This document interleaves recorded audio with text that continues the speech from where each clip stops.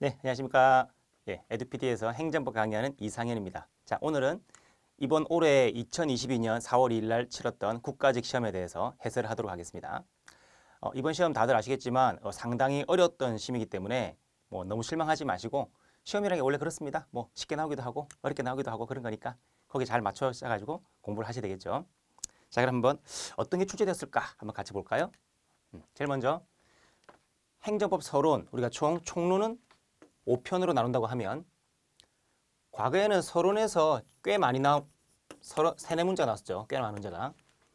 근데 급격하게 줄어들면서 종합적인 문제가 늘고 있습니다. 이건 뭐다? 단순히 공부해서는 답을 못 맞춘다는 얘기죠. 전체적인 지식을 다 갖고 있으면 풀 수 있다는 겁니다. 그리고 행정구제법도 많이 늘고 있습니다. 그리고 뭐 절차법이나 실효성학법은 늘 뭐 한 문제 두 문제인데 이번에 특징이 또 이게 또 많이 났다는 거죠. 뭐 이런 부분들이 늘었다 줄었다 하는 것은 맨날 왔다 갔다 하는 게 중요한 게 아니라 이런 게 늘고 있다는 게 상당히 중요합니다. 전 범위에 걸쳐서 나온다는 거. 요거를 잘 대응하셔야 됩니다.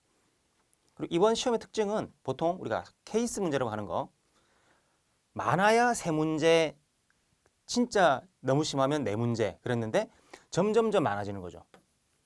학생들이 느끼는 체감 난이도는 훨씬 더 심각했을 것이다 그 뜻입니다.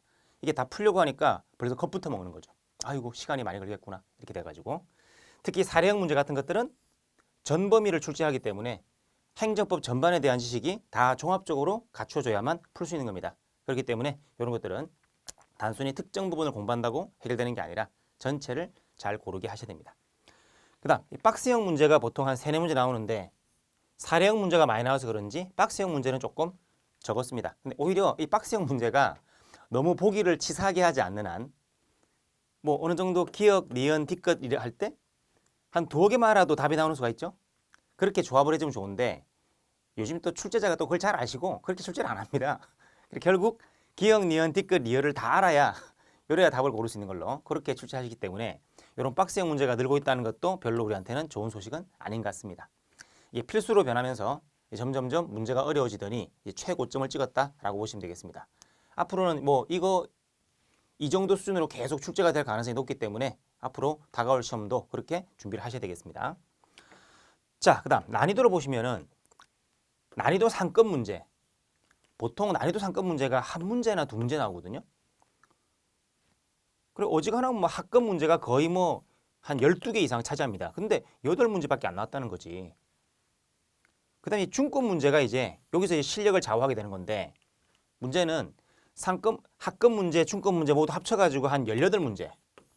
이렇게 되면 뭐 상급 문제 모두 틀린다 하더라도 최소한 90원 넘길 수 있는 것으로 이렇게 출제가 많이 됐었는데 이번 시험은 그게 아니었다. 상급 문제가 너무 많고 시간도 많이 걸리고 그렇기 때문에 물론 조합을 통해서 1번, 2번, 3번 고르는데 어라? 1번이 확실하게 틀렸네?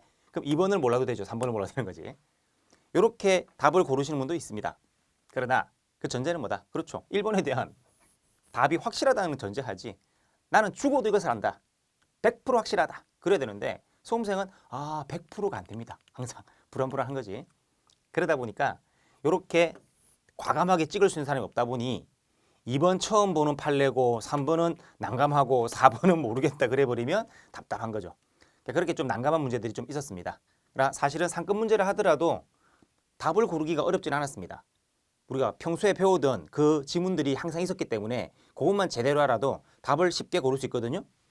그래서 의외로 뭐 쉽던데요? 이러신 분도 있습니다. 그러나 수험생 입장에서 전반적으로는 아주 역대급 난이도다 이렇게 제가 평가를 했습니다. 자, 그럼 이제 문제 같이 보시면서 검토해 보도록 하겠습니다. 제일 먼저 1번 신뢰 원칙 옳지 않은 것은 이건 뭐 쉬운 문제죠. 1번 건축주 설계를 받은 건축사가 제한이 있다는 사실을 간과한 채 설계를 하고 이를 토대로 허가를 받았다가 잘못한 거죠. 여기는 건축이 안 되거든요. 설계를 잘못해서 건축을 했다는 얘기입니다. 이렇게. 그럼 그 부분은 철거해야 되는 거지. 그랬을 때 그 신축과 전축 허가가 정당하다고 신뢰한 데에는 귀책 사유가 있다. 맞죠? 왜? 건축주가 잘못한 게 아닌데 건축사가 잘못한 거죠. 하지만 귀책 사유를 판단할 때는 건축주와 건축사를 모두 고려하기 때문에 그래서 상대방에게 귀책 사유가 있는 것으로 있으니까 신뢰보호를 지원할 수 없는 거죠. 2번 행정청이 상대방에게 장차 어떤 처벌을 하겠다고 공적 견해 표명을 하였더라도 그 후에 전제로 된 사실적 법률 상태가 변경되었다면, 즉 사정 변경이죠. 그와 같은 공적 견해 표명은 효력을 잃게 된다. 맞습니다.